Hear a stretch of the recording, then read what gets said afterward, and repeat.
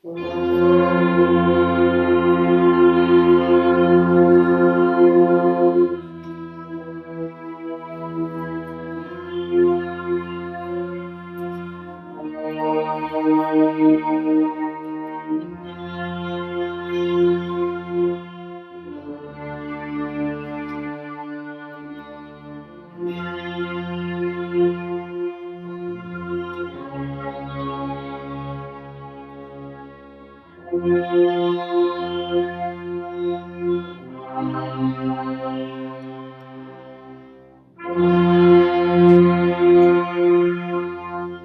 great job. I'm gonna pause here really quick. So for this next one, I'm gonna have everybody choose a note, either B flat, D, or F, and then we are going to move up and down in half steps as well, all together as the chord.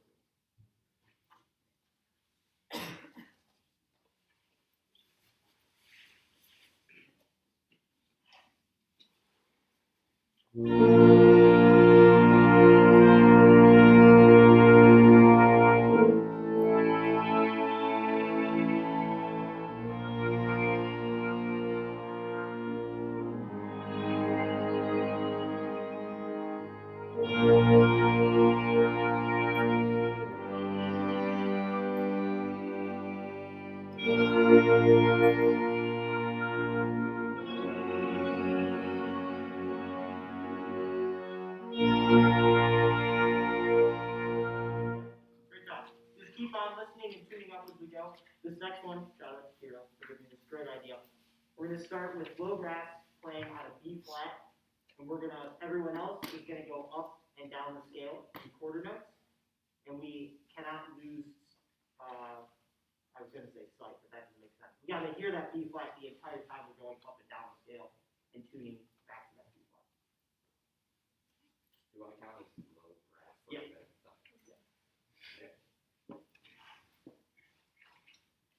Everybody on B flat. So.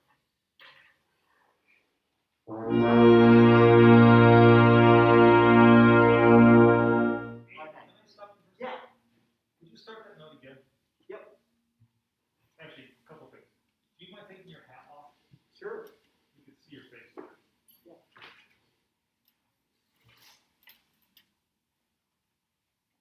So I'll give you the B flat for 4 counts. We're not going to get that far. Huh? We're not going to get that far. Let's go get the first note. Okay.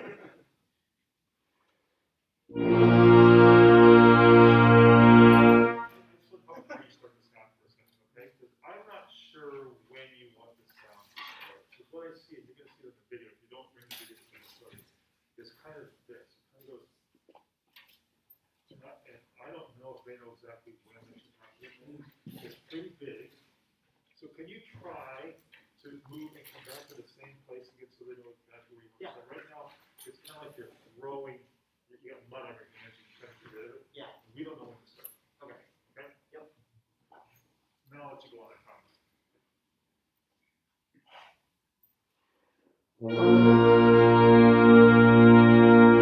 Is that better? Try one more time. That's it. What dynamic level was that for you in your head? That was like a good mezzo, yeah, mezzo forte, something Okay, let me see what your pianissimo looks like. That is actually the cleanest one in terms of us knowing when you wanted to start. Would you call it pianissimo? Maybe mezzo piano? It's bigger than you think. Okay. Okay. Good. That was absolutely together. That was great, right? So be careful, even in the warm-ups. I mean, we want the sound to start together, stop together, right? Because that's something you can practice when you're doing warm-ups too. So make sure that you're pretty particular about how you want that sound to start. Okay? All right. This time we'll do the B flat concert for 4, and then we'll start moving up the scale, everybody except for the vocals.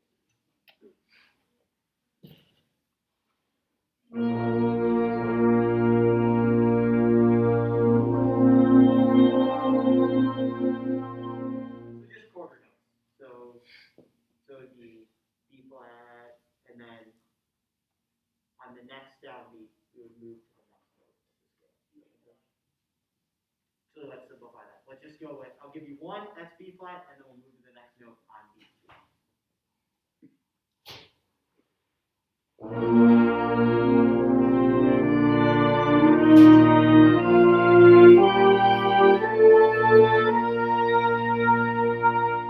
Let's try that one more time.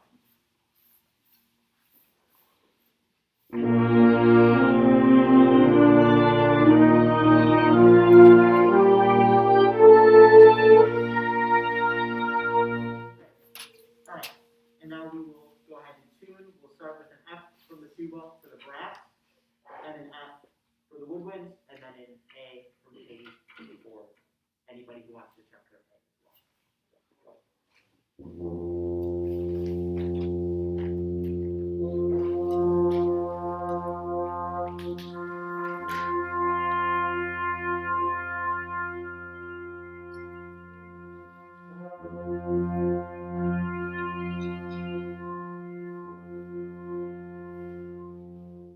So when you're in tune, go ahead and help out, and then we will move on to.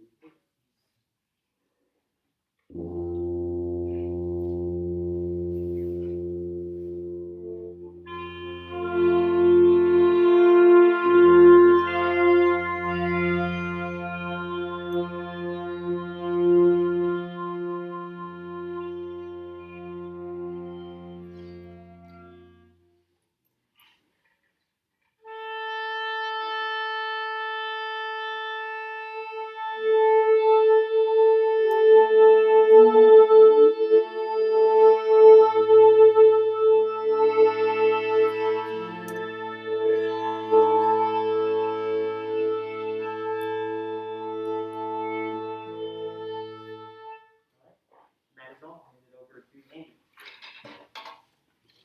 Alright, thank you.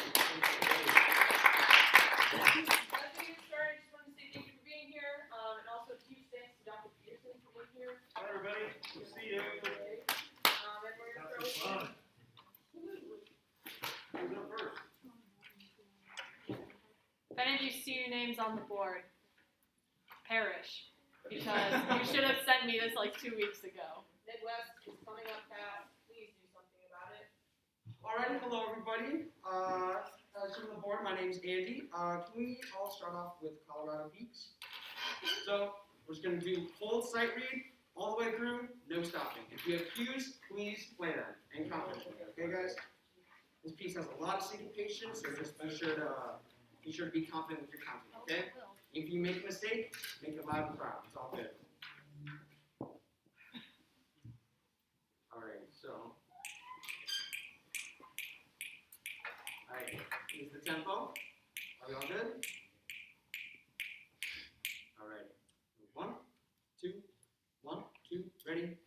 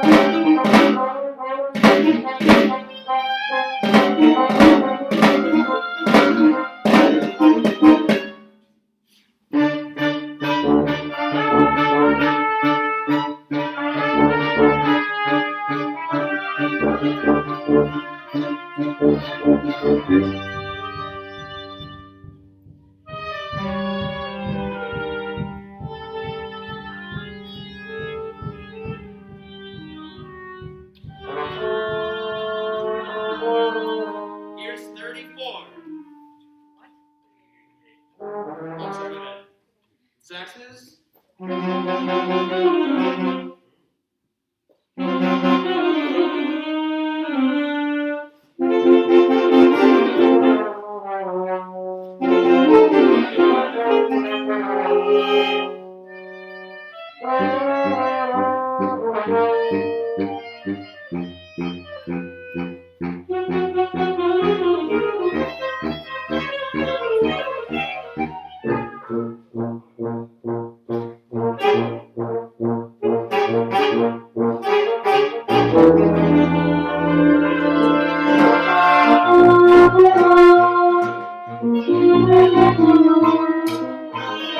If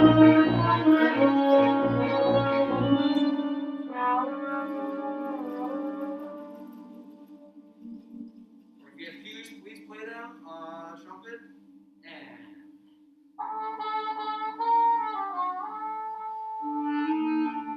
Here's 72. 1, 2.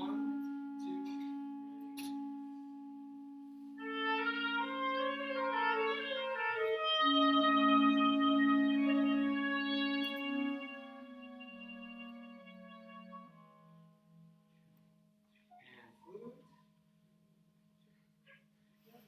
It's all good. 1, 2. And then saxes. And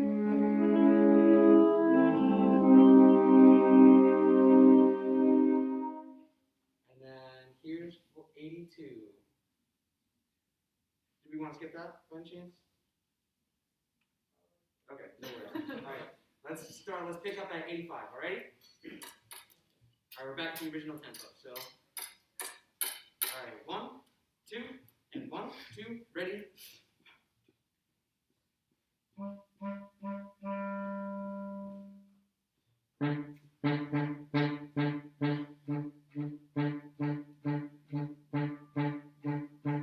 Saxes.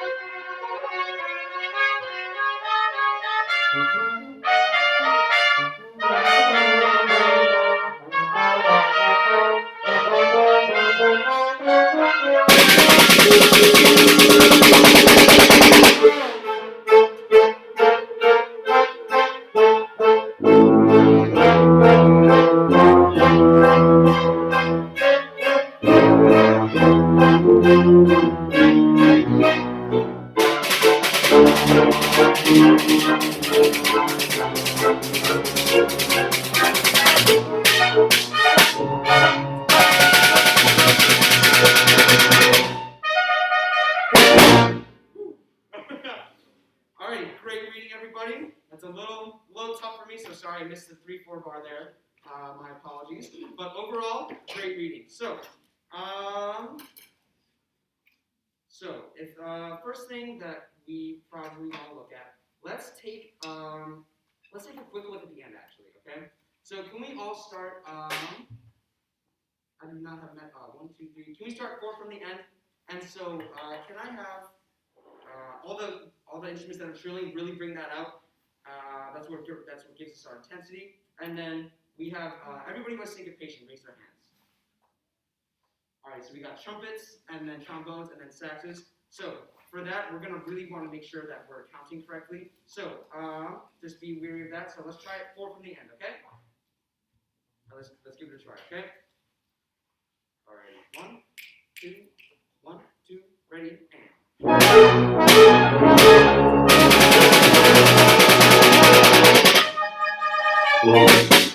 you go. Cool. All right. Can we try just a little bit slower? Start. Can I interrupt you? Yes. Did the ending the second time get better? A little bit. A little bit. So what the response you get is okay, oh cool. So I think if they're young, they're gonna think, oh good, we just did that great. He's happy, everything's great. Are you happy with that ending? Not necessarily. Okay. So and that's okay. You can't always get to everything the first time, but you gotta be really careful about indicating that everything's cool.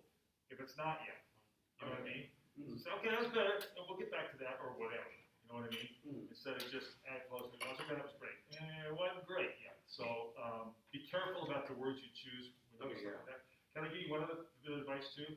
Whenever you start, you give us 2 whole measures, 8 beats for nothing. You go 1, 2, 1, 2, ready, go.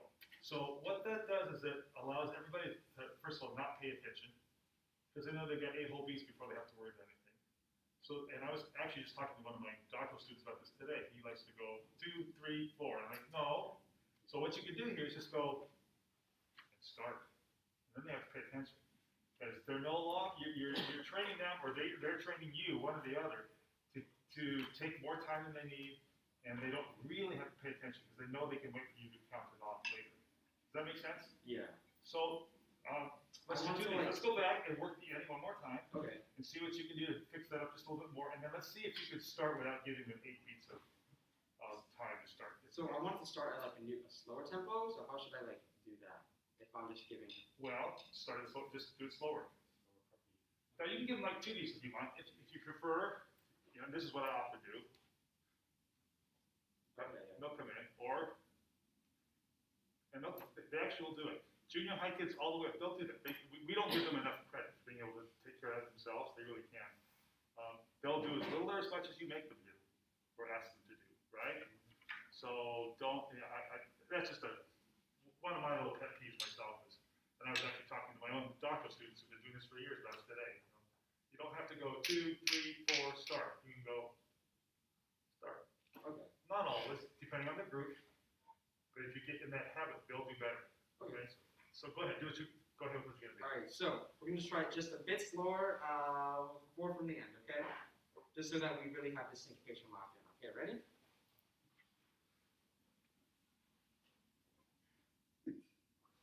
My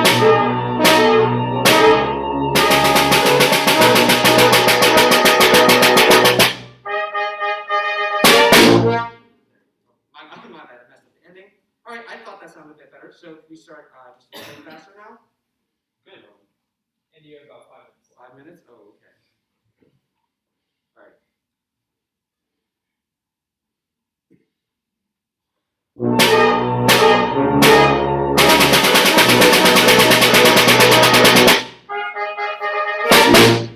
There we go. Okay, cool. I thought that sounded a lot better. Now can we try it full speed? Good. Okay.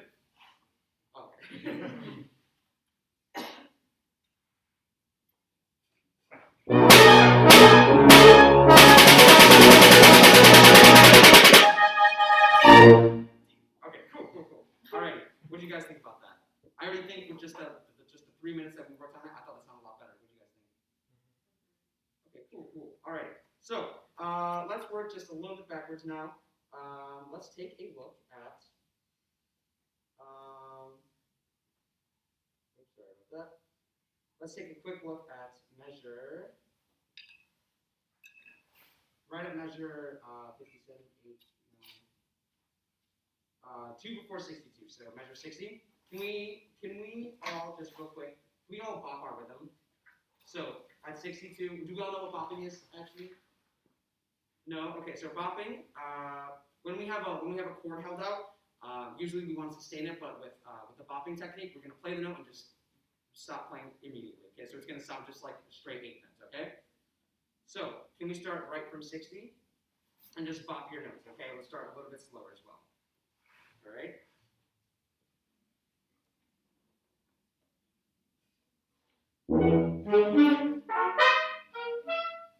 There we go. So let's just stop right at 62. So can we just try that just a little bit faster now? All right, right at 60. So. Cool.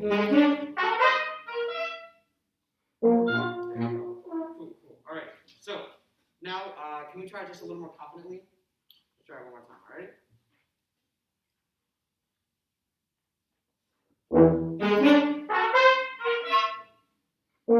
There we go. Okay. So now, now that we know where everyone comes in, according to those beats, can we all try it full sustain now? Be sure to really be confident with your entrance. Okay.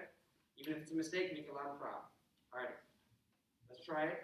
Full speed and then no bopping. We're gonna play as is, okay?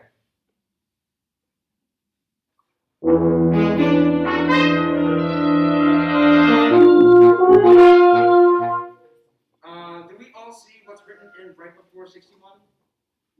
What do we have there?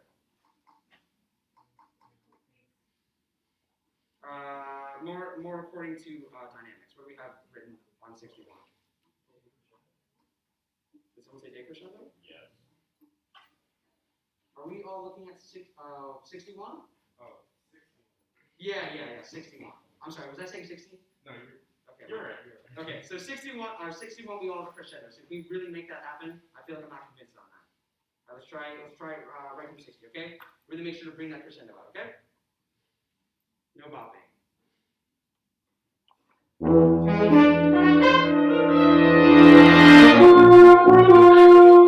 what I want to hear. Great. Okay. So, let's try going into the whole section. Can we start right at 56? So, trumpets, you have your fall right there. Be sure to make that very convincing. And then trombones as well. Be sure to have those eighth notes nice and crisp. Okay, nice and loud for us. Okay. You can try right from 56. Alrighty.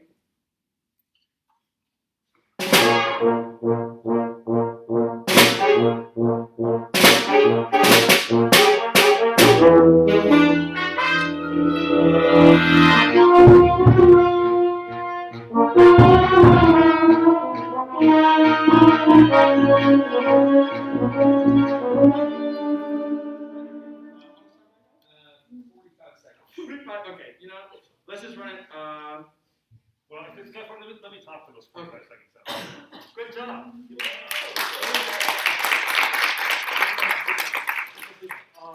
What do you think?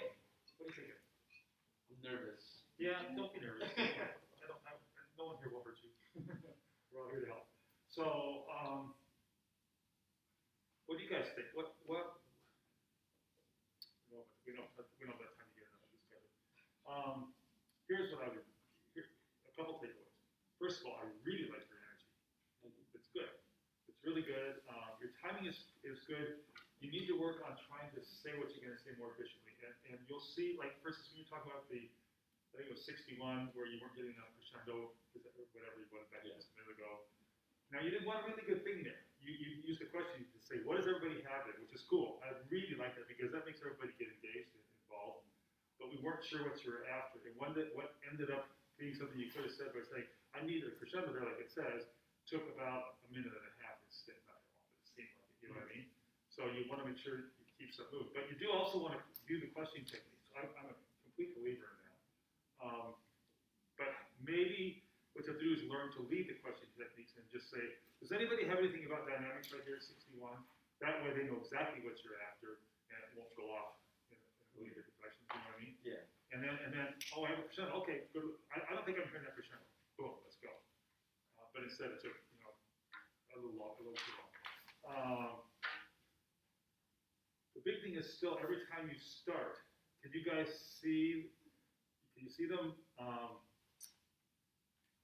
getting ready, and then you're still going through this to start, right? And so you're still doing the same thing that you were doing before. So that's not necessarily the way you're doing it. I'm trying to pick back up on the tempo sooner somehow, because that's where you lose more time than anything else, is trying to restart each time and trying to get back in the groove. I think in my head, usually when I stop a piece like this, somewhere in the back of my head, this is still going the whole time. So I can just, okay, I said what I need to say, and then we go without having to rethink the whole thing from ground zero again, when you're going to start again, if that makes sense. I'm not sure the best technique to tell you to get there, but you will. You'll get there. But the positive energy is awesome. Thank you. The things you're after and the things you got after were great. Everything that you tried to make better got better. It's all good. Okay, good job. Thank you, everybody.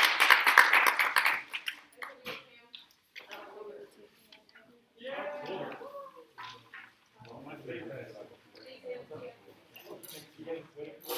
Are you guys all on primaries tonight, or some of you are secondaries, or what?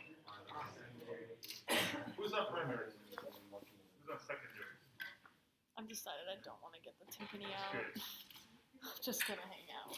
Isn't that back in? Because that's in the actual locker. But yeah, my name's Kane. I'm a junior. For any of you that don't know me, I've been going through October. How many of y'all have played this piece? Wow. Yeah, well, quite a few. Yeah, I mean, this was one of the first pieces I played here. I was a freshman. Any of you that were in Heinze with me at the time might remember that. But yeah, it's, obviously with October, thinking, or at least I think, change of season, or at least Whitaker described it as sort of change of light, the subtle change from fall there and stuff. So I think lots of change with this. There are many interjections, lots of change. A lot of play with it and stuff as we go through this. So, who's going to be so obviously this? Freshmen, we all set? What do we got? Yes. Awesome. Okay. Great. All set?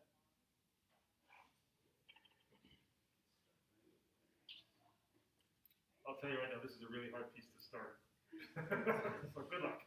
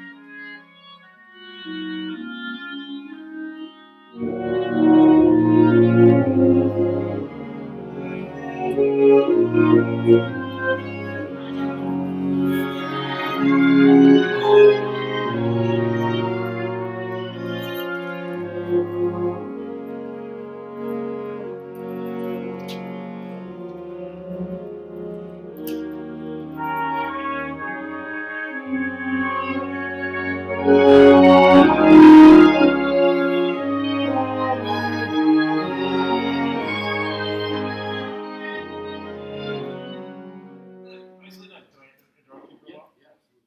What do you think, everybody? It's going great. What do you think, Cam?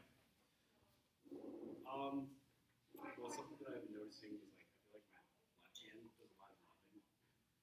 Your left hand is basically mirroring your right hand, doing the same thing. And what happens after we see that for a while is it's kind of like the old story, the boy who cried wolf. We just don't pay attention. Because it's like, watch me, watch me, watch me, watch me. Keep watching me, because sooner or later I'm going to show you something different.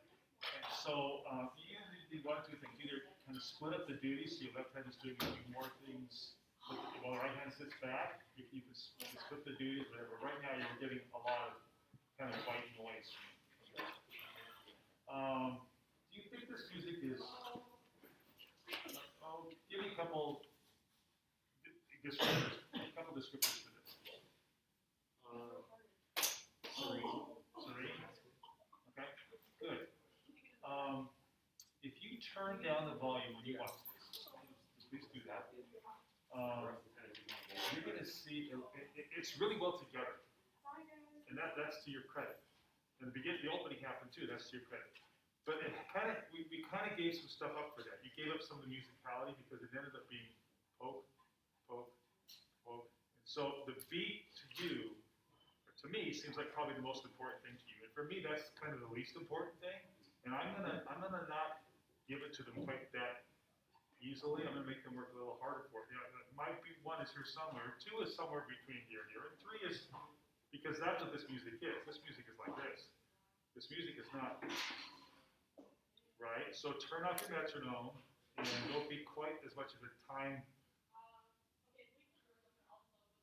master.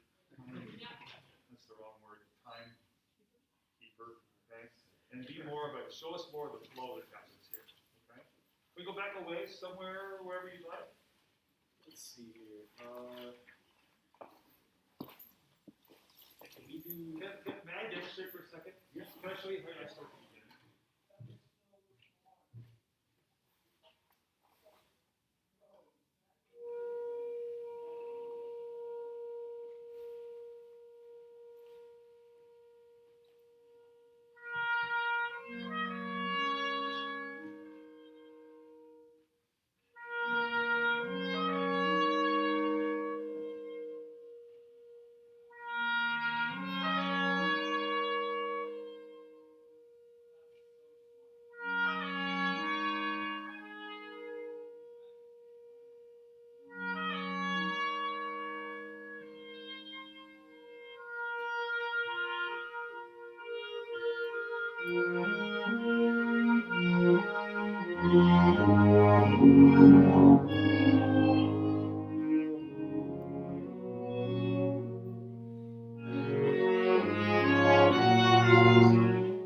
Has a little more ebb and flow to it, I think, maybe, right? They have to work harder. They weren't sure what I was doing at the beginning, but they figured it out, because I trusted them and they kind of trusted me, and it all worked out okay. So it wasn't so much about this. I took a little harder to teach things.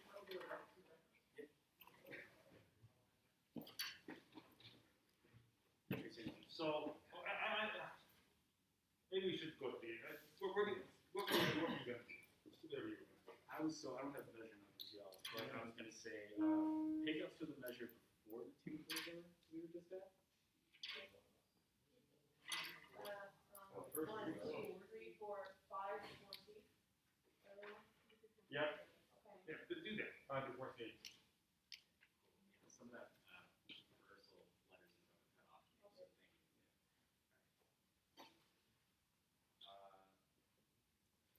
I'll give you 2. Let's breathe in. Just don't tell them, just do it, they'll get it, they're musicians.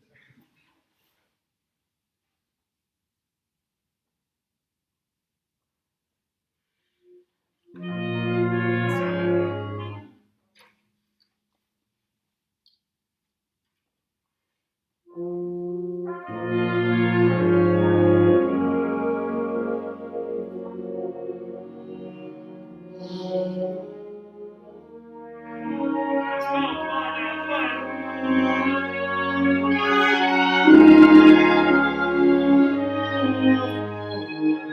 These pieces, it's got these huge changes of dynamics and everything else. So we go from one of the softest spots of the piece to one of the loudest in like 4 beats, right?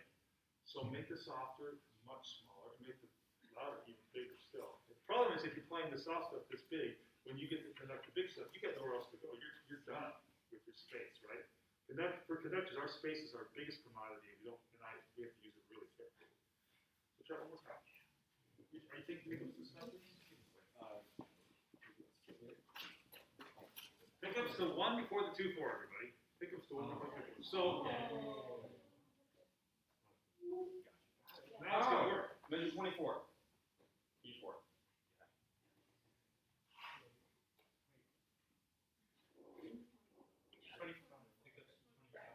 Pickups 25.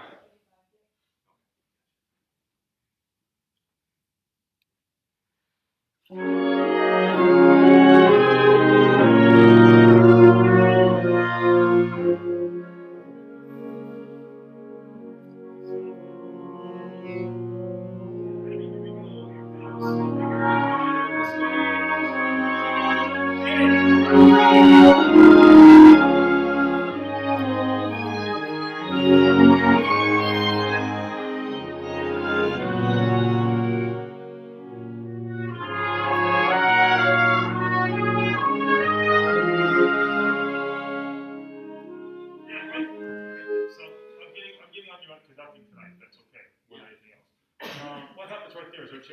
mechanics? When the Yeah, sounds come in? mezzo piano. Yeah, so we have 1, 2, 3, 4, and your 1, 2, 3, 4 all look the same. Okay, so make a bigger change. And if you want it soft, if you want it this soft, you got to connect it this soft because they're lazy. They're not going to do what you say. You got to overdo whatever it is you want. Okay. One of the connecting things, if you don't mind, sorry, overloading you with a lot of stuff. You tend to hold your baton like a pencil. I saw when you're back there, like I could literally see this kind of poking up the side here. So this is kind of pointed downward. If you can go back to the way I suspect you were showing to start with, right there. Okay. That'll help a lot. Yeah, perfect, beautiful. Get ready. Yeah. So that last 3/4 bar that we just played, would you pick up some of that, please? C33. Yeah, one before it goes back into the.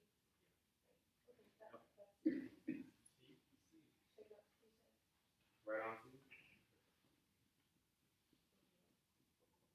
So C is 3/4, and there's a 4 for those down and 3/4. 3, 4, 4, 4, 3, 4, 4, 4. The second 3/4. Second bar, third bar. Yeah, pick up to that second bar. Thanks.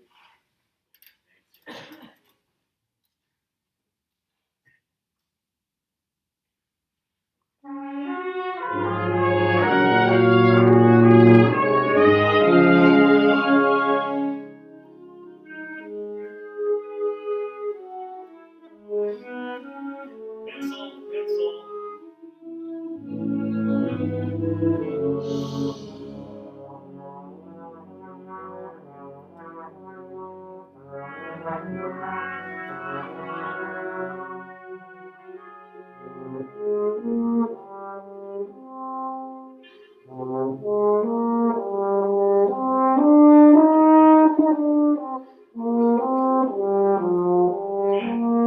So, we don't have a lot of time. Is there something you'd like to rehearse?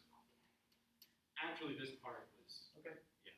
Why don't we just pick up right Nice euphonium playing. That sounds There great. it is. Yeah, why don't we start right at the beginning of whatever this section is. Yeah. Yep, right. Right on. Face on, right?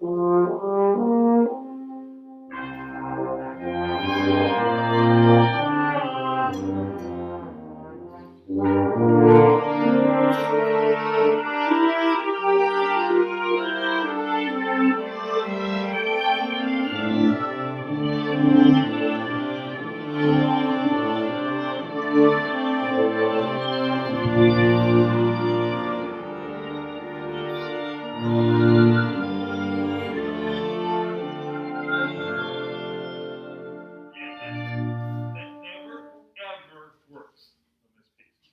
And it all, I've probably done this piece 20, 30 times with honor bands. And you always have to tell them what to do right there because that's where it goes into 2/2, right? All of a sudden. So, I mean, he wrote this poorly. It would be so much easier if he'd done it differently. But all of a sudden, what you're really telling them to do is play twice as fast. Right? Because you're beating the same. Nothing changes for you. So all of a sudden, these are half notes instead of quarters. So the problem is solved by just saying, hey, everybody right here, check this out. It's in 2/2, so you're going to play twice as fast for 3 bars until I go back into the 4/4 thing with the meta discussion from on count 3. About 1 minute left. Cool. Yeah. I wouldn't worry about that because you only got 1 minute. It'll take longer than that to fix it. So why don't you move forward or go back to something else you want to fix or whatever you want to do. Oh gosh. Why don't we pick up after this halftime section and just go right back into the 5/4 of the Obo solo? Y'all see that? 66. Yeah, just right on 5/4. Are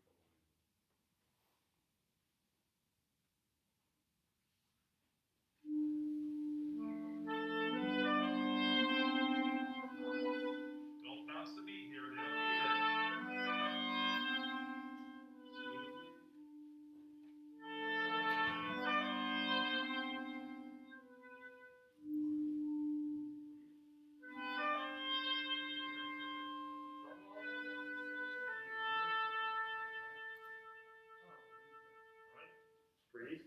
You're good? What do you think? Where's this go? Okay, bye. Okay. You got this covered now. We're gonna slide in. All right, any comments for Keon? Nicely done, right? Yeah. Right, just if you're eating too much for a pizza, it's just more gooey. Okay, good job, thank you. Thank you. Thanks, everyone. Ruby. Ruby. No, Ruby.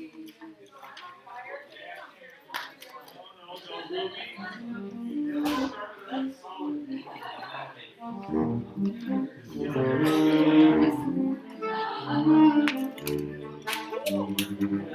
Some 30-second notes. Let's go.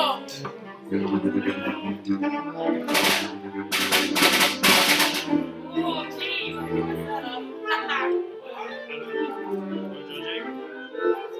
Oh, I'm not judging. You better not judge me. We have no judgment between us, okay? Oh, it's only 90 beats per minute. It's fine.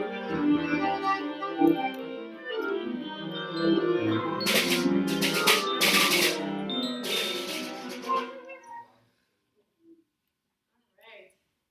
Hello. So, really quick. I think that we're just gonna go for it, and I'm probably gonna mess up. You're probably gonna mess up. It's gonna be great. But we're just gonna do it anyway. And let's start with the first page, and we are only going to go to measure 9 on this one. Okay. Don't have a button. Sorry. Do you want one? It's okay. It's small. We're small up here. About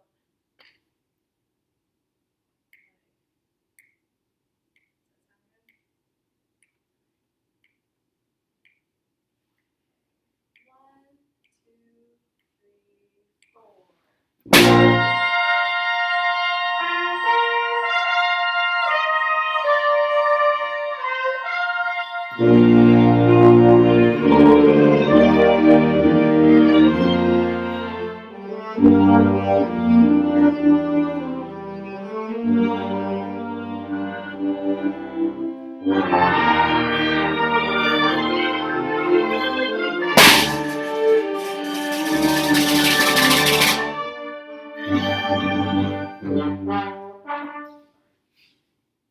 Hey, sounded great. I'm not used to that just being so good. So we're gonna keep going and not stop. Let's start from the beginning again and then keep going. 2, 3. Okay, no counting off. Sorry. Just give it 4, just go. There you go.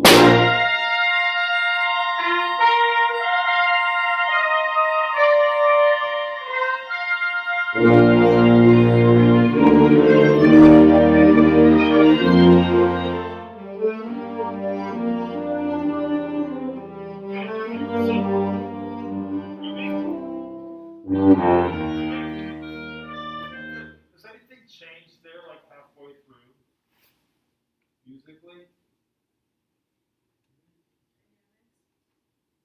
Start from. Yeah, certainly the dynamics do. Yeah. And would you agree that it gets a little smoother there all of a sudden? It's a little John Williams here, right? All of a sudden. So can you do something to show that little change, the way you look right there? What I would do specifically is I would conduct a little bit lower at that spot because they're kind of lower as it's playing, and I would get much more broad and smooth this way and less vertical. The opening is very vertical. The trumpets, very articulate like this, and then all of a sudden, right? So try that one more time.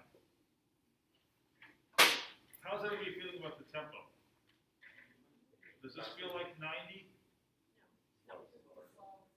Yeah, so everyone feels good, or you just saying you feel good, but you really think it should go at 90? Should go at 90. Yeah, I think it should go at 90. So thank I'll you say for it. that. I think it should go a little quicker. Yeah. So one more time. feels, that's gonna feel better. Okay, good.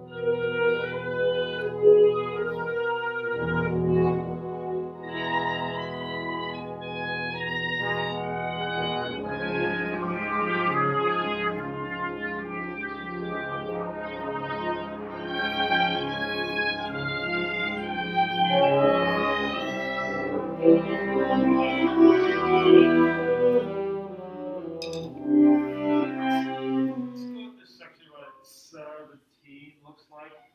Can you show us a little bit more about how you want this line to go here? What we're seeing, and we're kind of seeing it from all the conductors tonight, and basically, that's usually what you see from undergraduate conductors. You're telling us where you want the music. You're not really telling us how you want the music, what you want it to look like or feel like. So we're getting a lot of right here, right here, right here, right, and I'm more, and they kind of got that part. They got that part already, okay? So, where's it going? Where's the line? See if you can maybe just kind of finger paint and shape a little more. Less rules, more music. Try it. That's easy for me to say. It's a lot harder to do, right? So is 17 a good place? Yes. Yes. Okay.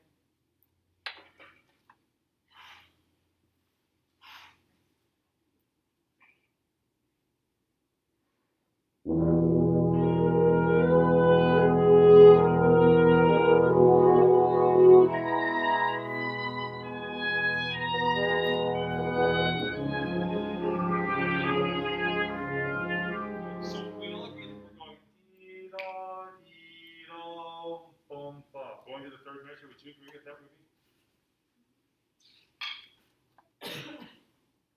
Yeah. Can you show us that a little bit more? So we have two measures moving all the way to third measure. So let me show you what I can do. Okay. Ready? Right there. Then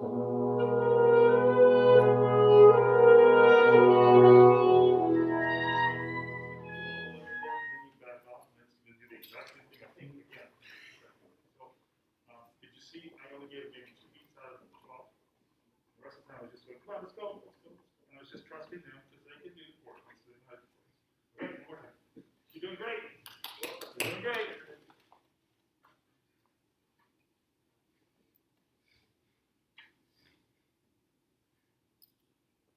Good.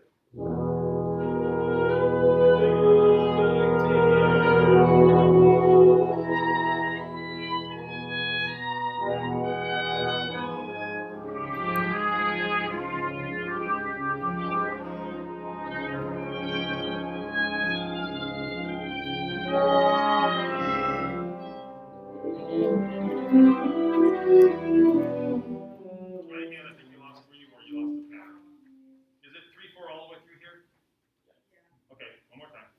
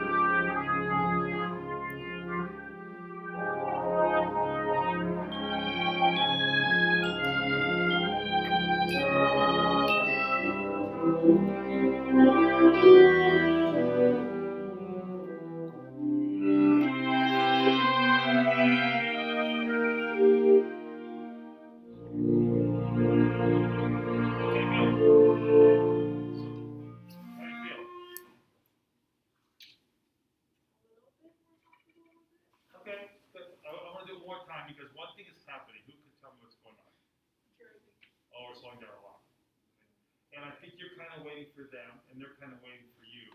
So we're down closer to 68 now, something like that. So we got to keep moving forward. Okay.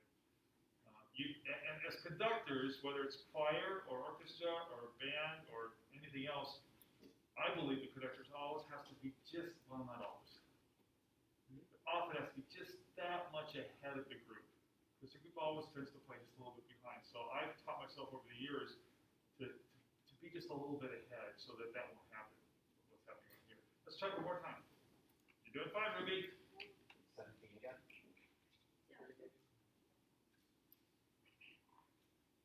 Be in charge. About 5 minutes left.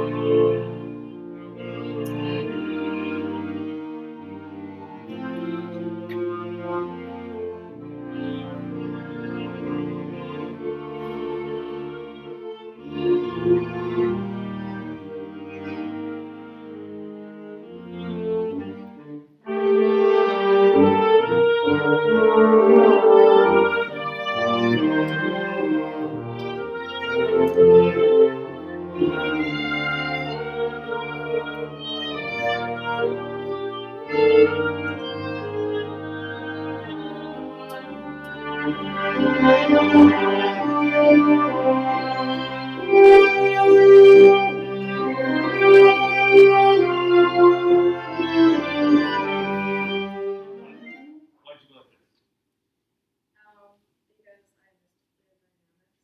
But Oh, okay. Okay. So my biggest thing is it does look pretty similar to itself a lot of the time. So the bigger spot, you just need to be a little bit more what the music shows. Now, something else occurs to me. We talked about the baton, or I mentioned it too. Do you use a baton usually? Were you taught with a baton when you were conducting? I am currently in conducting. Okay. I've never taken it. Okay. And you're just now starting with the Just starting with the baton. So one of the reasons the baton is important, I'm going to use you as an example. Don't take this the wrong way.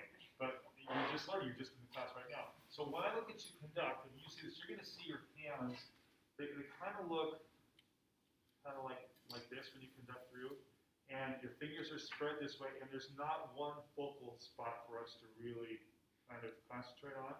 So for those of you who decide in your lives not to use batons, that's okay. But you're still going to have a spot where we can follow clearly. Right now, what we're seeing is a little bit of kind of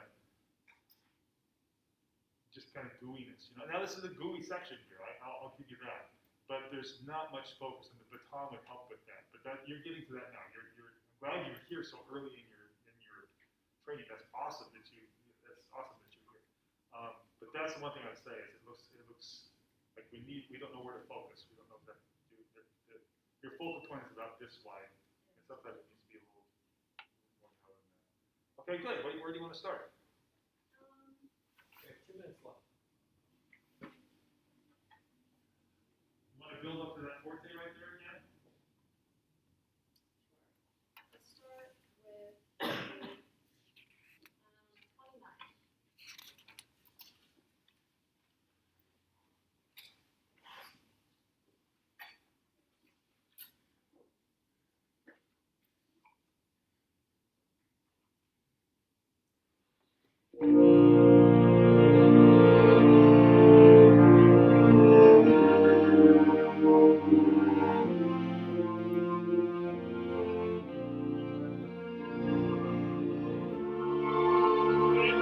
Let's stop one more time. Who's got the melody here? Horns. Okay, that's one reason we're not doing it. So anybody, someone is playing it though. Do you know who's playing it? Maybe it's in cues. Clarence, do you have cues? The clarinets are playing the melody also, right? Aren't you clarinets? Yeah. Okay. Can you hear the melody?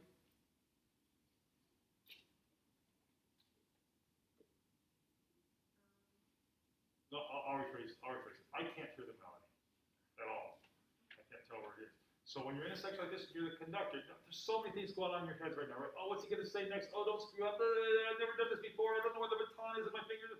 Okay, that's so easy, right? We get into that. It's so easy to do that, and it happens whenever I go and teach a conducting symposium. People are so worried that things start to shut down. Here's the biggest problem for every one of us. When we start thinking about all those other things, what shuts down first for all of us? Our ears. So we're not thinking anymore, and we're not hearing anymore, and that's a problem because then that's the most important thing. That you can train yourselves over your lives that the ears are the most important thing, and they shut down last. Because right here, you're thinking about this other stuff, and I'm thinking, is there melody in here someplace? And there is in the clarinets, but it would be more if it was in the horns for sure. So always try to make sure that you're doing the best listening you can. Thank you for coming up and doing this tonight. Bravo, good for you.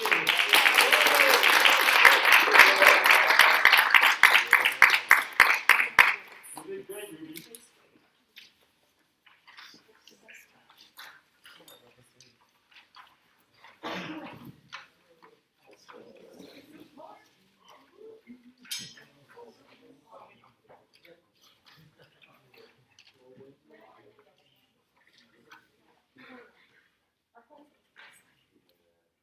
All right.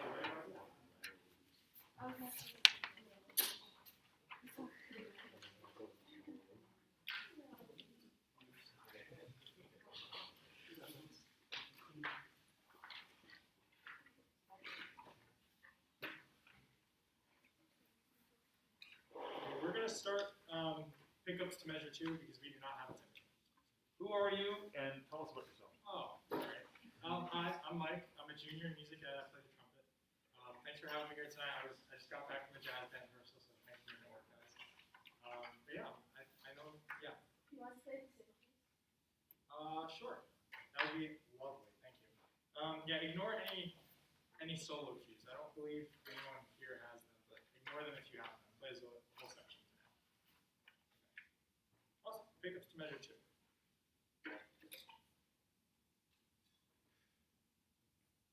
Oh, sorry. No, that's okay. So I'll get pickup. We'll start. Just do it. We'll start. Just do it. We'll start.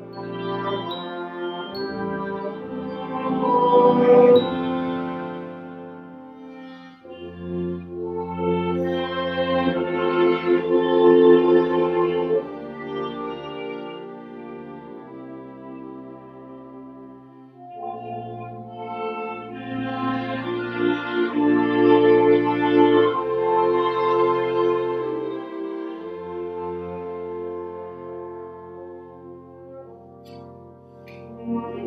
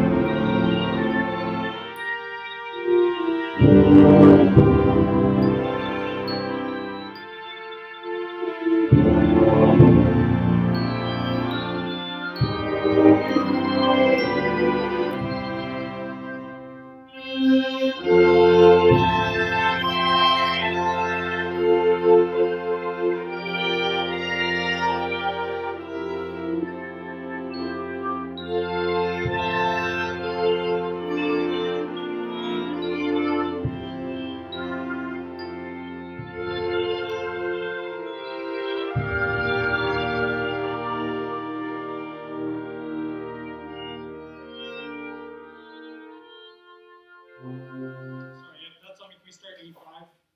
Yeah, 85. That's on me.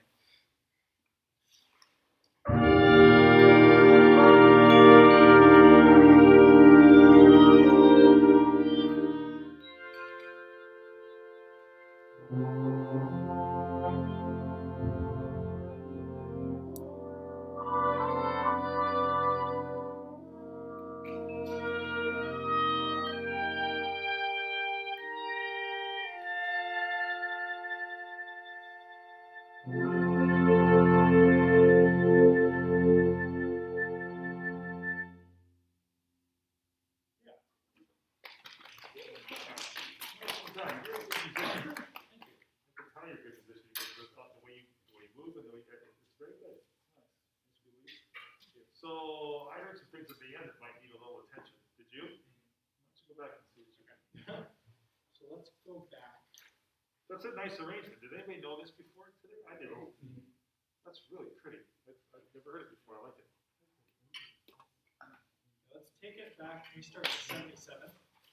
Pickups to 77.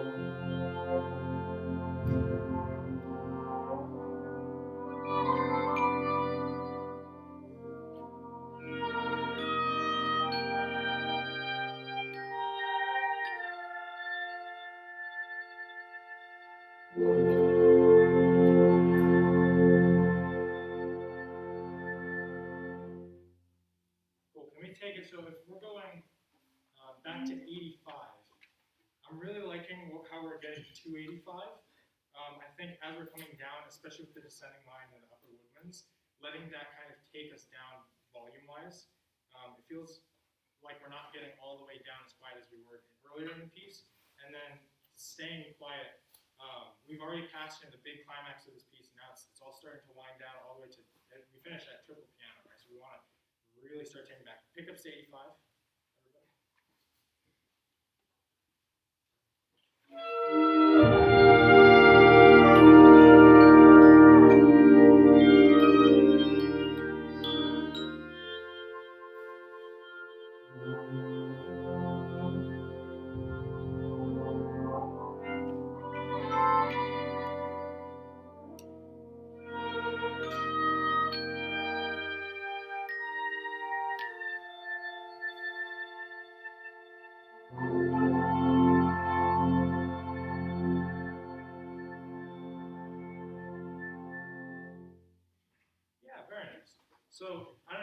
you have talked with, did you have some? No, finish your thought Okay. first. I don't know if any of you have ever talked to Professor DeVal, but he has a really interesting thought and approach to playing piano and soft dynamics. He's got a whole story about Bud Herseth and Chicago Symphony, but basically what it boils down to is your soft playing should be one of the most aggressive things you're doing. Yeah, right? And it's kind of counterintuitive, but when you think about it, it should have so much energy leading into the soft dynamic that it has the listener. Oh, beautiful, right? So can we take it, trombones, you guys come in for your entrance, was that 1, 2, 3, 4, 5, pickups to 5 from the end? Okay, so Mike, I think the same thing goes for the conductor. Yeah. You have this has to be, but this has to be your most intense conducting too at the soft level. If you want them to be intense, you gotta have some energy there and grab them. And better if you want it soft, it should be this big. You know, but there should be a lot of energy behind it. And right now it's kind of casual. Okay? So unless you want casual, you've got to give us what you want. Okay. About 5 minutes. Thank you. Pickups to 5 from the end. Okay, yeah, so I'll get 3, 4, 1.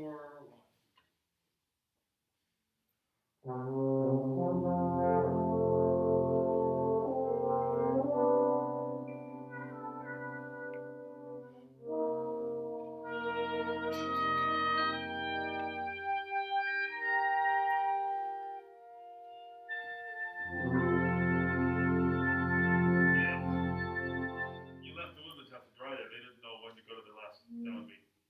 Okay. They didn't give it to them. Same thing from here. Is this everybody or just? This is everybody, yeah, everybody.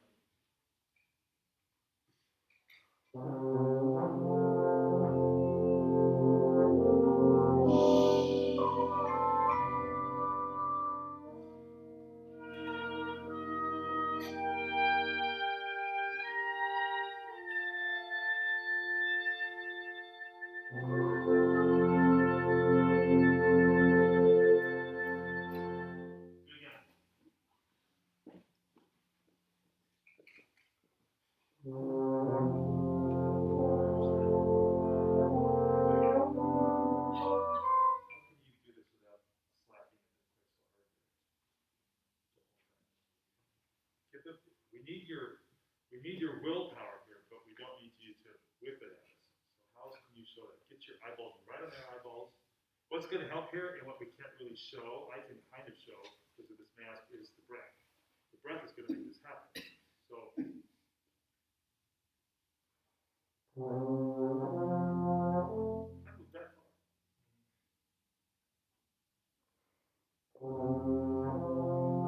Right.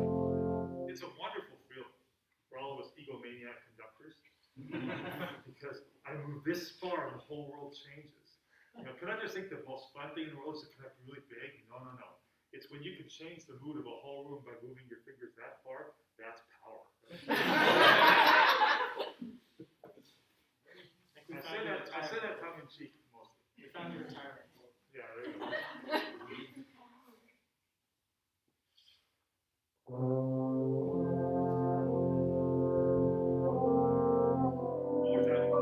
So, we're going to come in at 4, so what are you going to give them here? 3, right? We're going to give them 3 with a breath. Yep, but they don't need that explosion if you're doing it. That's a trumpet thing. Don't do that. Just it is. I'm married to one. Sorry. So this is just. See? Good, Mike.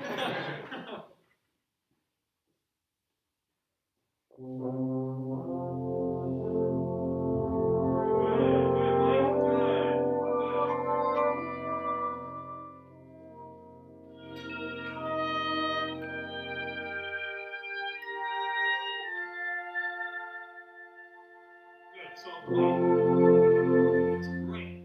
I like working with you. It's great. I work with everybody. It's great. There's something that's really wrong in the last measure downbeat. Are you hearing anything there? There should be red flags going off in everyone's ears in this room right here. On this downbeat. Play the downbeat. The last measure. Downbeat last measure. Yeah. people couldn't count one.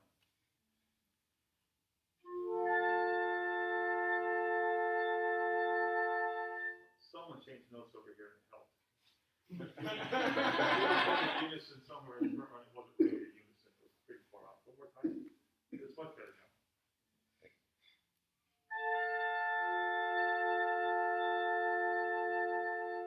That's good. That's good.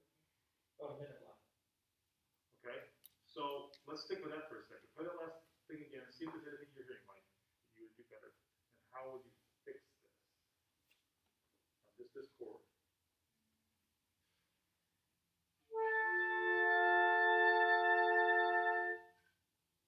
So what are you guys hearing here? What do we have in this chord? Anybody know? It's a major chord. Is it a major chord? Are all three pitches there? What's there, Mike? Should be the No? There's a fifth in the divisi for the first. Oh, there is. Okay, we're not hearing that. We're hearing the root and the third right now only.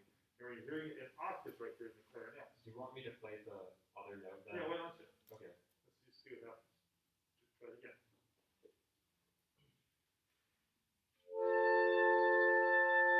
Well, that changes the whole world, doesn't it? Yeah. That helps a little bit. Okay. So if we were going to work on this more to get it better in tune, where would we go? When we're talking about intonation, what I spend most of my time doing in rehearsals is guiding people where to listen at any given time. Where should everybody be listening right here? Listen again, see if you guys can answer this question. Who's got the key to the kingdom? Where is it? Who are you? Joseph. Okay, Joseph, what do you think? This area. Okay, good. All right, he's not sure, but he's in the right area. That's good. Okay, you gotta start somewhere, right? Okay. Got the root, right? Who's got the root? Right. I think it's two of them on the root. And the two of them are out of tune with each other, so we can't get the full chord in tune until the two of them are in tune. So, Michael, go to those two. You two. Don't point at them. That's really annoying.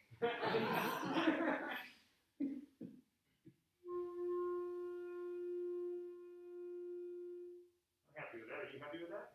Okay, let's add. Who would you add next? Can I add the rest of the clarinets?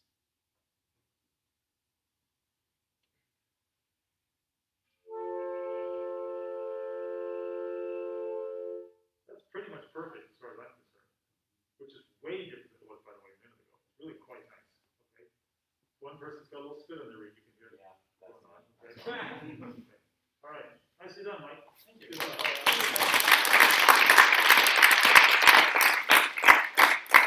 That's it. It was exciting today. Thank you so much to everyone who learned something, who got something today. Another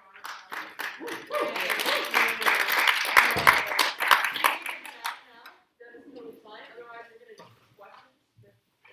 Good job, conductors. Make sure you put your music back in your folders. Music back in folders. It makes it very easy for us to do. If your name is on the board under the list where you will perish, please come see me right now so that you don't have to perish. Also, if you want to submit some anonymous feedback, we have a QR code coming up to the stand. Anonymous feedback. That's kind of scary. Do you have anything else? Hi, did you register? Okay, I need you to do that. Like tonight, and then send it to me, okay? Great, glad we have that. Glad we got that cleared up.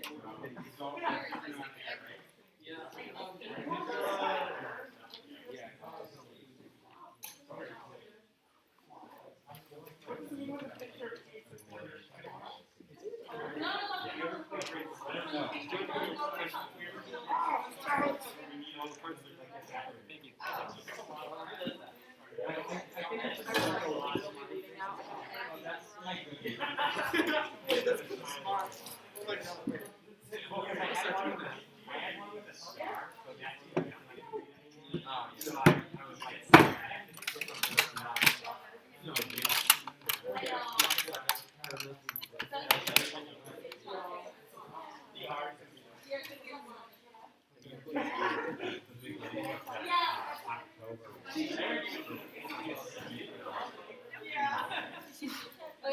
doing those response this long, by the way, it's very long. Yeah, almost done with the semester. We'd love to hear from you, because this is gonna be how next semester is. Almost the end of the semester. Thank you. You guys need to walk up there.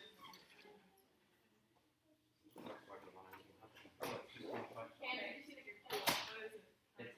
Any comments, questions? There we go. What was the question? It's any comments / questions / suggestions / concerns / etc. Just about at the end. Yeah, About just- the reading bin. Yeah. And you get to read the feedback. It's a nice broad question. Yeah. Okay, does anyone want to start us off? Joe. No. Mike. Sorry. No, it's okay. What is it, guys? Oh, I just let Joe. For people interested in and graduate conducting program, what's one thing that you think people look for the most, and what's one thing that you think would be really helpful in our own practice and rehearsals? That's a really good question. People who are looking for grad schools in conducting, first of all, I think if you want to be a conductor, music ed is the way to get there. Absolutely, positively. There's no shortcuts to that, I don't think.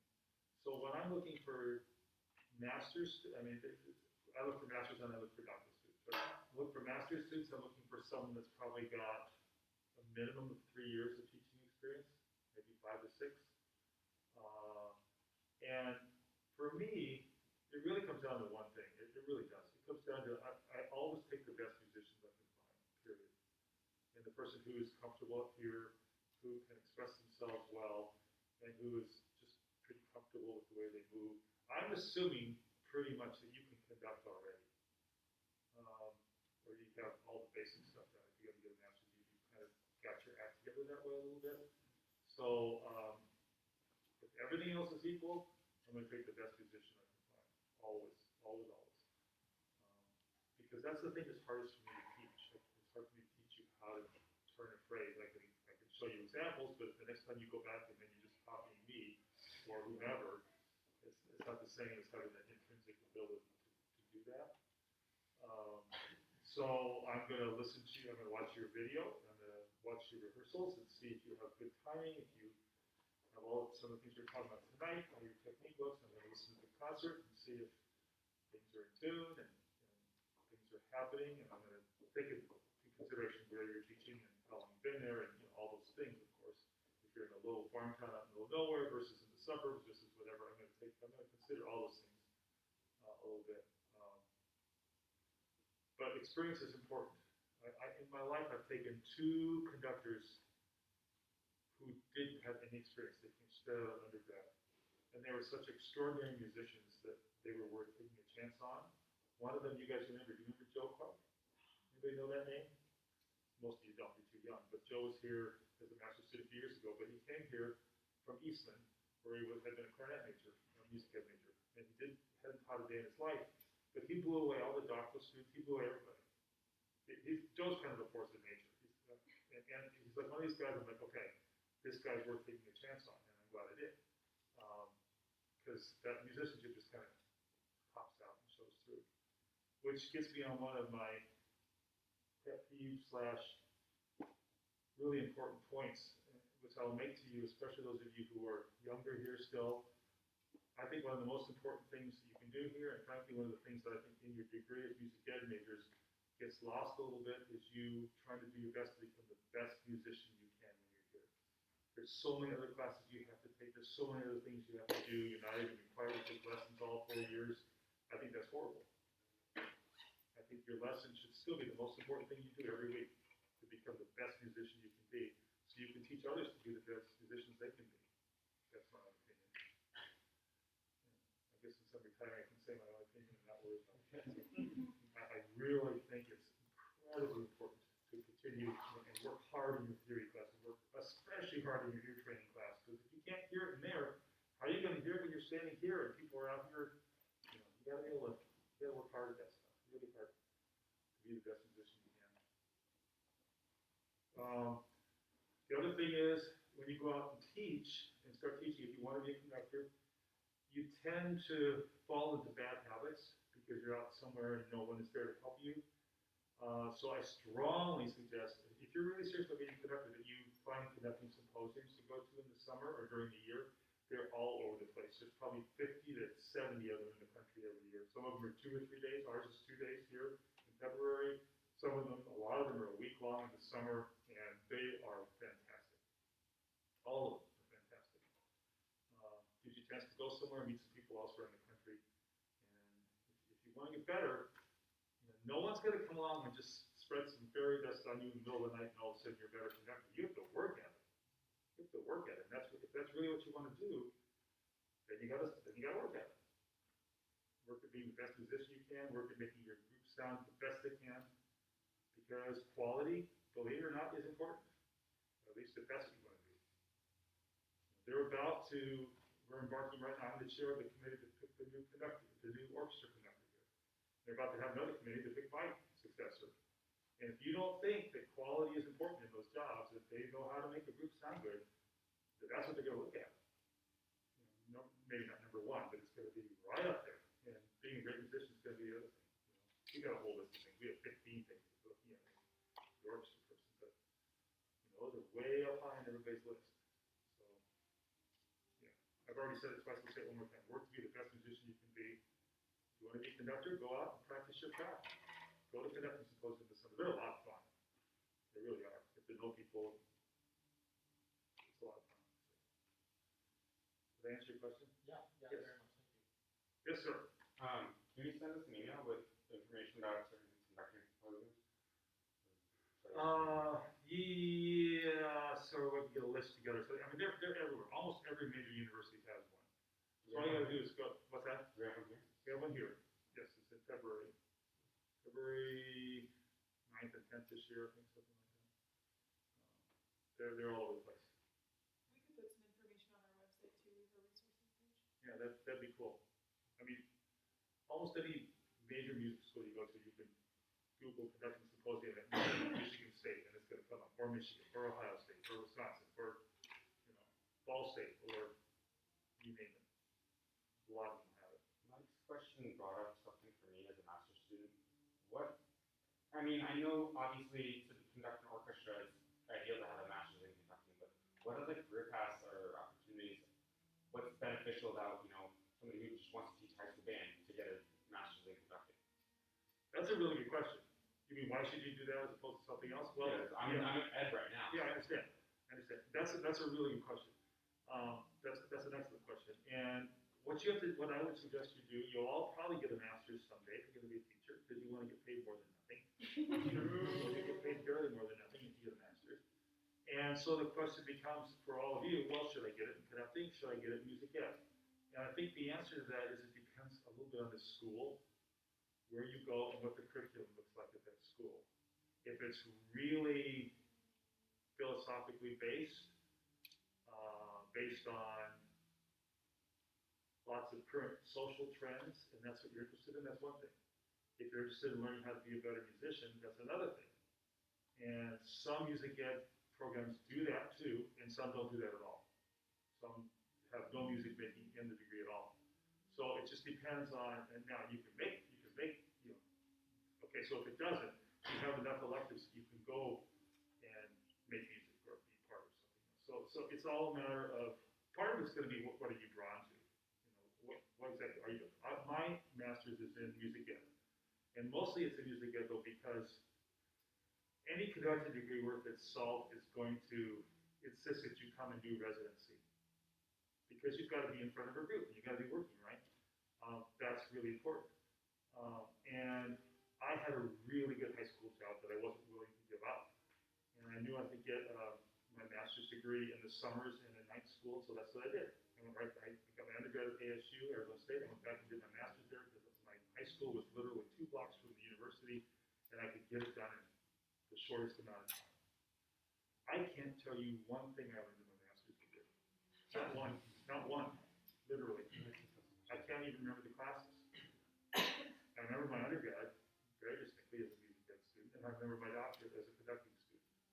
So I'm not saying you should go to the conducting. I'm just saying find what's going to resonate with you, and really look closely into the curriculum. There's some good music ed programs that are almost almost all strictly online.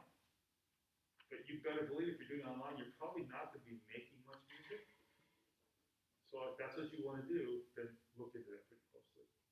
That's a good question, and that was a good answer. What else? Yes?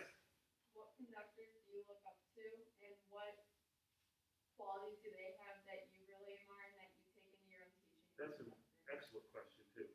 I'm not sure I'm gonna answer the first part. I mean, I have a lot of people that I admire, but I can tell you that I admire them all for pretty much the same reasons.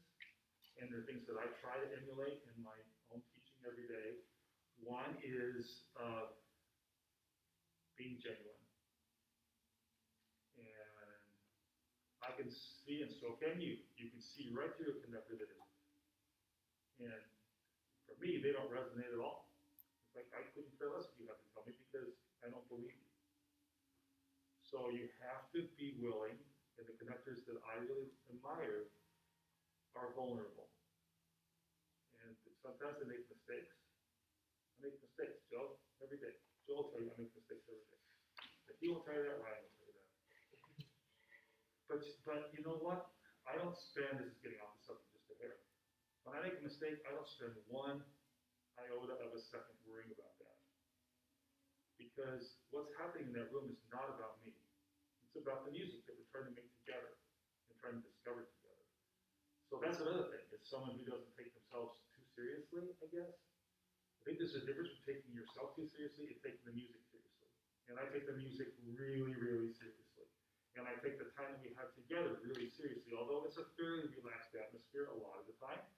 I take it really seriously because I don't want to waste 1 second of their time. That's insulting to them. So I better not be learning my craft or learning the piece of music in front of them. Or they have a right to just get up and walk right out. So that's the other thing. You know your stuff. Good conductors know the music inside and out. And they know what they want. They've studied their scores. They have a really good oral image in their mind about what they want it to sound like. So they could very quickly spend their time making what they hear out here match what they already hear in here through their study. Does that make sense? So vulnerability, authenticism. What did I say first? That wasn't the word I used. Yeah, being genuine, right? Those are important things. And then if you have those things, the other thing, the most important thing is, are they inspiring? You know, I love to play for inspiring conductors, and that's really hard to do. That's not something you can take a class in. That's something that comes from the other things, from being willing, from getting excited about a certain phrase or a piece of music and sharing that and saying, I just love it, you know, and here's why we're going to do this, and then trying to get everybody on board for the same reasons. I love this piece because of this, and we're going to spend the next 6 weeks with me showing you why this is a great piece and why this is a great composer, whatever. The conductors I know are all over the place in terms of how they look. It just doesn't matter to me. What matters to me is can they hear and can they inspire? That's a really good question. And it took me a long time, I gotta say, to come up with that answer. It took me many, many years to figure that out. You can't be afraid when you're a young teacher to make mistakes in front of your students. And some of you will be, some of you are, some of you were tonight. That's how we learn the most. I learned the most in my life when I was making mistakes. We all do. That's when we learn the most. When we get those big old scars, we have to figure out how to fix them. That's when we learn. So for me, when I was young, and I was trying to figure out how to tune people, right? And at first, I knew it was out of tune. I wasn't sure. Tell me your name again. Joseph. Yeah, Joseph says, well, it's over there, right? Joseph said that earlier, right? That's exactly the right track. And when I was young, I wouldn't mind saying, well, I don't know where this is, but I think it's over here. So let's go over here and see if we can find it. Oh, it is over here. It's right here. Okay, can I hear you? Now can I hear? And then I fixed it. And sometimes I was wrong. Oh, no, it wasn't over here. It was over here. Okay, well, that's fine. I'm not worried about making that mistake. All I'm worried about is making it better and learning from that experience. And then the more I laid it out there and wasn't afraid to make those, to experiment like that in front of my students, the better I got. But a lot of us in this world have a lot of armor up, and we expose what we don't know. But if you don't expose what you don't know, it's not gonna get any better. You're never gonna know it. So don't be afraid about that, okay? And then do your work behind the scenes too. Most of the work you can do behind the scenes. Some of it you can't. Teaching your ears to be better, some of that has to happen right in front of everybody else. And that's okay. Just get better at it as you go. Who are you? Carlos. Carlos, what's your question? So lots of like high schools right now, I feel like, or from my experience, have different like instrumentation issues. Like we have the bassoons, but we Yes. have a bunch of saxophones. How do you go about like taking breath, and also like with levels too? I know a lot of high schools have like top band, middle band, stuff like that. How do you like you as a conductor go? Okay, this is a great piece for us to play here, and then we can go on to the next week, next semester type thing. Carlos, that's a three semester class you just asked for now. That's big, you know, oof, I'm not even sure where to start, because it really is, that's like a full class right there. It's programming for your groups and how to make music fit and all that. And a lot of that just has to do with staying up with the repertoire that's out there. Constantly listening to what's new, constantly. And now it's so easy, because you go online, you can hear anything you want. Gosh, when I started teaching in, believe this or not, 1979, all we could do is go to the music store and thumb through what was on the racks and hope that it sounded good. We didn't have a recording, and sometimes there'd be like a cassette in the music store, and you go put it in the cassette player, put the headphones on, and listen to the piece. I mean, now you guys could, it's amazing what you can do now. So there's all kinds of stuff out there. And finding the right piece to match the group, that's gold, and it's hard.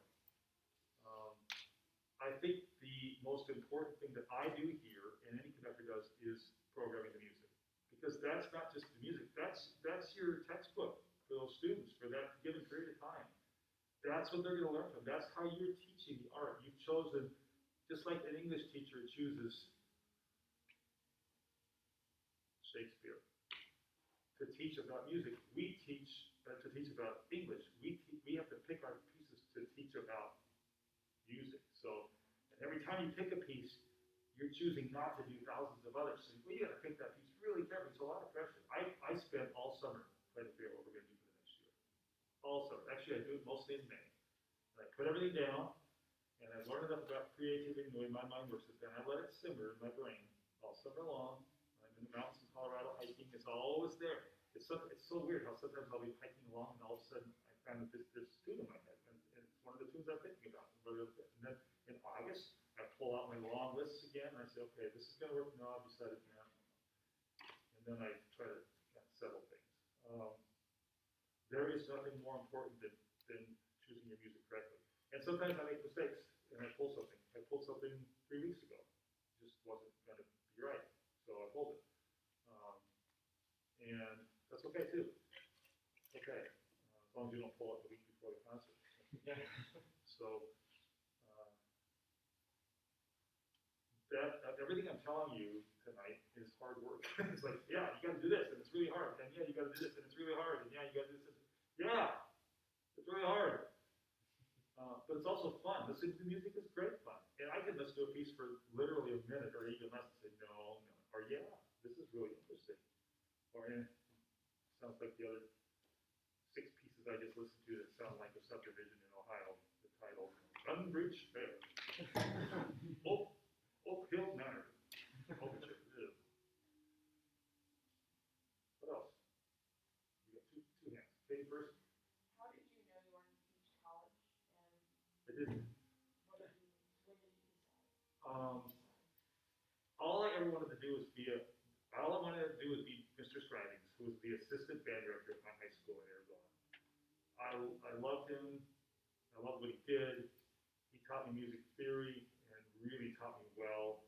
And I just wanted to do that. And eventually, then I started my first job and became a high school band director in Arizona again. And I was in the first job for 2 years. It was in downtown Phoenix, and it happened to be the school where I had done my student teaching. And the guy who I was student taught was really good. It was a really good marching band. And I liked marching band back then. I still do. But I mean, you know, it's competitive, the whole thing. And he decided to go into fundraising. So he recommended me for the job, and I got the job. It's a big marching band job. And he used to tell the students out on the marching field, if you guys don't straighten up, we're going to go inside and have a concert band. Can you imagine that? And I was way in the concert band. I was way in the marching band. I was in all of it, you know. And then I was in this large Phoenix Union High School district, and they would not let me bring private teachers into the schools to teach. Lots of insurance reasons and everything else. And I realized that even in just 2 years, I kind of reached the glass ceiling I was going to reach with those students because they couldn't get any better without lessons. I learned this a long time ago. Private lessons are huge in the high school program.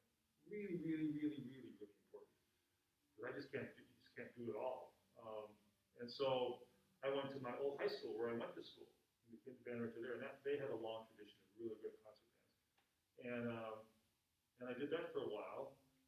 And then to get to Katie's question, my band after my 5th year teaching, after my 4th year teaching, I went to the Midwest Clinic for the first time because my college band director said, you got to go to Midwest. He just would tell us to us all the time in Arizona. We're like, where's Chicago?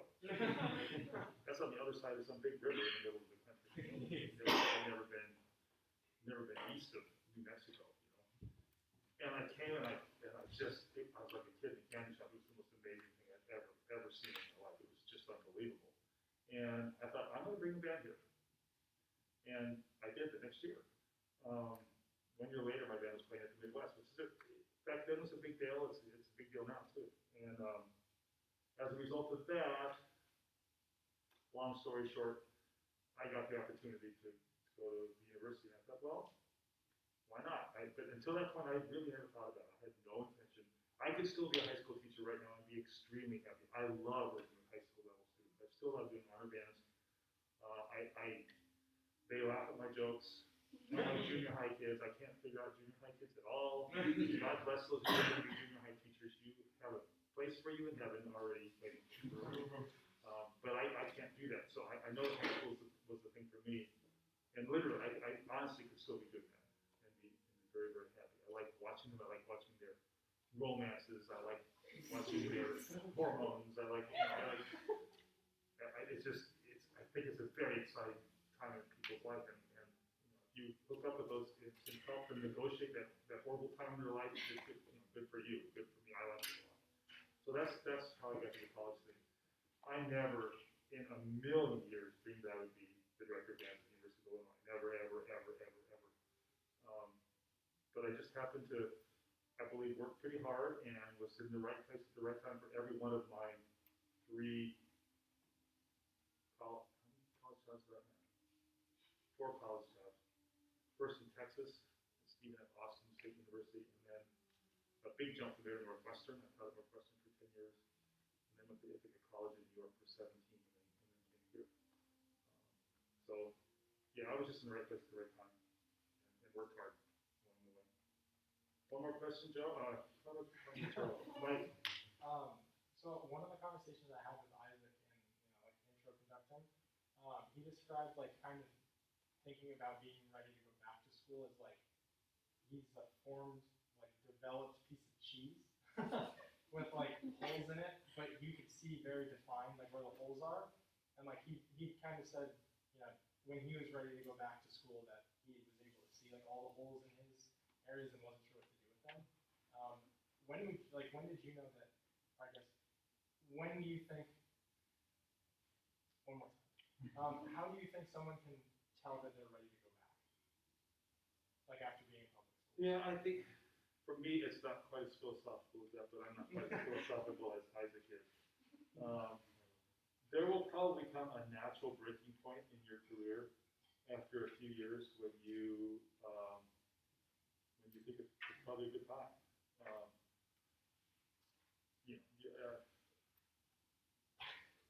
If you start to feel stagnant, if something starts to scratch you, you're like, well, I need to learn more about this or that, It was easy in New York because you only had 5 years to get a master's degree or they kicked you out. So everyone went back pretty soon, But I think here it's often a more natural thing, like, well, this job just isn't working out for me the way I want it to, or maybe, God forbid, maybe a rift at a school where they let you go because funding went away. Okay, well maybe that's a good time to go to school. But I also know people who've stayed in careers, their whole lives. One of my favorite teachers, Chip DeStefano. Do you guys know that name? He's this former student of mine at Northwestern, and he's been at help me out. What's the name of the school? McCracken Middle School. His entire career.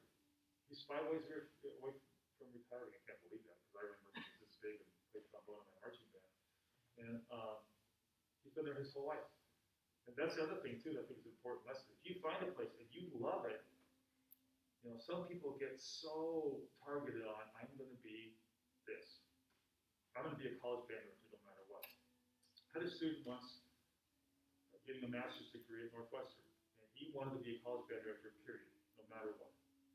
And he did. He got his master's degree, and he went to this, I won't name it, but this tiny little college in Nebraska, whose band isn't half as good as most high school bands in Nebraska, much less anywhere else. But he wanted to be a college guy, and that's what he did. He's still there. He's been there his whole life, and he could say he's a college band director, but they're lucky to play grade 3 music at that school. So, so he had that target, and he was happy. But this could be a moving target, and when it comes down to it, life is about being happy. And I can say this because I'm getting a little older now. It's about what makes you happy, and anybody who figures out what that is and gets to do that for their life, no matter what it is, that's the answer. And so if you find a junior high job that you love, and the parents love you, and you have a great school, and you have a great partner, and whatever, go for it. Stay there as long as you want, maybe forever. Some people are very happy doing that. And some people are just so driven, they're not going to be happy until they do it. Right, just figure out who you are and what that's going to be. But more specific, Isaac has all these cheese and holes, whatever. I don't know what that means. At some point, you'll probably know that you need to fill in some gaps. And a lot of people do that these days with these conducting symposiums, which can be really, really helpful, I have to say. It really can. It's not just conducting, some of them they get in all kinds of other stuff too. So that's one way to do it. And then if you feel the need to go back, go back. Katie's looking at her watch, which must be. I know I could do this forever. You know what I want to do with you guys sometime? You know what I'm going to say? Oh, okay, well then.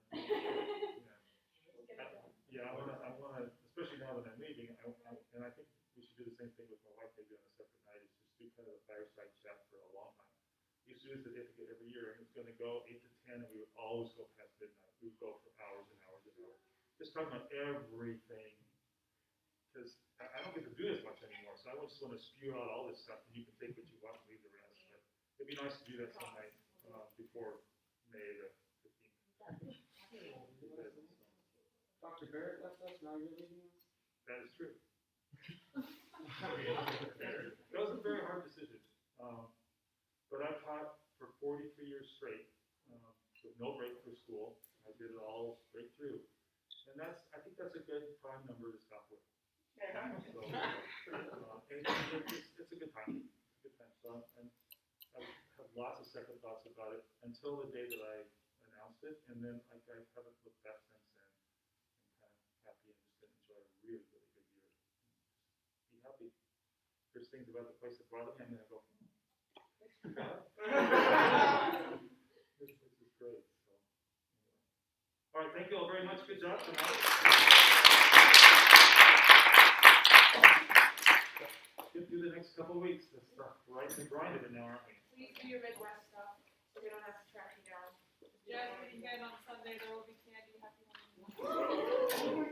That's costume. Oh my gosh. You'll get extra candy if you wear a costume.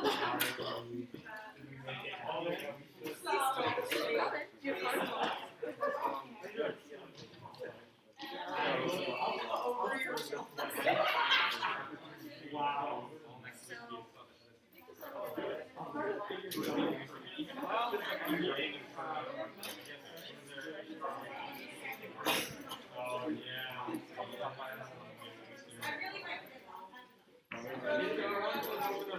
Yeah. Why don't you go ahead